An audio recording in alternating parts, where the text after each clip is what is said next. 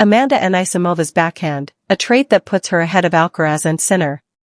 Amanda Anisimova's run at the 2025 US Open reaffirmed several things: that she's one of the most dangerous players on the WTA Tour, and that some of her weapons are almost unmatched, even when compared to the top men in the sport. Among those weapons, analysts, coaches, and commentators have homed in on one key trait: the speed and flatness of her backhand. In certain metrics, her backhand has actually outpaced those of Carlos Alcaraz and Jannik Sinner in the US Open, a stunning fact that has major implications in evaluating her ceiling and style. What the data shows. At the 2025 US Open, Anisimova's backhand averaged about 77 miles per hour, while Sinner's averaged 75 and Alcaraz's about 73. The comparison is especially striking because Alcaraz and Sinner are widely regarded among the hardest-hitting, most explosive players on the men's side. For a woman to exceed them, in at least this subset of shot speed, is rare. Observers like Patrick Mouratoglou, former coach of Naomi Osaka, a well-known figure in tennis, have pointed out how Anisimova's technique contributes to this. She uses a very flat stroke, i.e. with minimal topspin, trusts this shot with high confidence, and positions herself aggressively, often stepping in near the line, to take time away from her opponent. Why this backhand matters, more than just speed. Speed alone is impressive, but what makes this trait so potent for Anisimova is how it integrates into her style and strategic strengths. 1. Risk versus reward. A flat, fast backhand is inherently riskier. Less spin means thinner margin of error, but when executed well it compresses the time opponents can react, and reduces defensive options. Anisimova's willingness to assume those risks, and hammer shots under pressure, gives her an edge, particularly in short, aggressive exchanges. 2. Flipping momentum and surprise factor. Because the majority of players, especially on the women's tour, tend to use more topspin, particularly on the backhand side, Anisimova's style is relatively uncommon. That makes her fast, flat backhand less predictable to her opponents.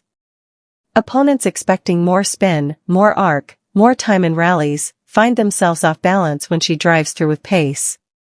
3. Court positioning and footwork. To generate that kind of shot, one must not only have technique but also excellent timing, footwork, and courage to stand in. Anisimova does that well. She often moves forward, steps into the court, and takes the backhand early, neutralizing the opponent's rhythms.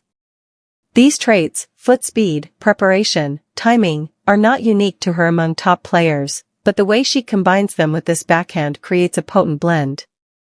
4. Mental trust in the shot. One of the most crucial factors is confidence. Coaches and commentators have noted that Anisimova trusts that shot 1,000,000%. When she believes fully in that backhand, she isn't tentative, she swings through, accepts risk, and that freedom is a huge part of what allows her to generate speed. If she doubted it, the margin for error would cripple the effectiveness. In comparison, Alcaraz, Sinner, and the men's game.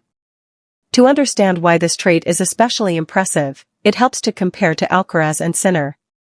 Both Alcaraz and Sinner are male players whose games are often built around power, athleticism, and heavy shot-making. Still, in the specific metric of backhand average speed under US Open conditions, they were surpassed by Anisimova. That illustrates that speed is not the sole domain of men, technique and style can shift such boundaries. Where the men may have advantages in consistency over long rallies, or in serve speed, endurance, reach, etc., Anisimova's flat backhand gives her at least one equalizing tool, or even a superweapon, especially in decisive points, returns, and short exchanges. Another facet, because many matches are decided by margins in key moments, breakpoints, approaching net, pressure situations, having a stroke that can go through the court rapidly can turn points that would otherwise be defensive into offensive opportunity shots. Limitations and what she needs to sustain it. While this trait is remarkable, it is not without pitfalls. For Anisimova to keep leveraging this advantage, she will need to manage certain challenges. Error rate, flat, fast shots are unforgiving. On bad days, wind, court conditions, opponents' return angles can expose thin margin. She'll need consistency. Variety, pure speed is powerful, but if an opponent figures a way to neutralize it, by early returns, changing direction, varying pace, then speed alone might become predictable. Having spin, slices, drop shots etc. will help in keeping opponents off guard. Physical condition. To hit such shots repeatedly under pressure requires both strong technique and sound fitness. Fatigue tends to expose slight technical flaws, which cost points. Mental toughness under pressure. Believing in risky shots when the match is tight is different from in early rounds. The confidence to go flat and fast in a decisive game, where mistakes are punished, is crucial.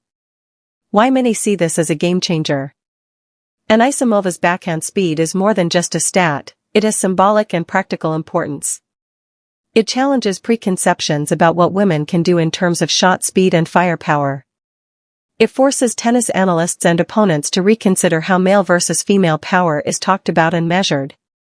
It adds to her portfolio. She doesn't just have a big forehand or athleticism, she has a backhand that can pressure opponents, finish points, or flip a rally. This makes her more complete. In modern tennis, margins are small. Matches are increasingly won by finding edges, faster first serves, better returns, more penetration off wings.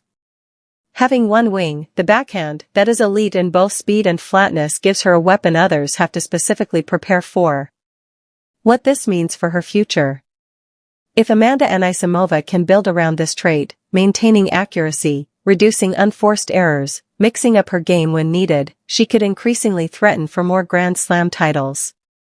Her recent US Open run suggests she is already doing many of the right things: mental resilience, improved consistency, and confidence in big matches. Her ascent up the rankings, recently reaching world number 4, shows that people are recognizing both her results and her growth.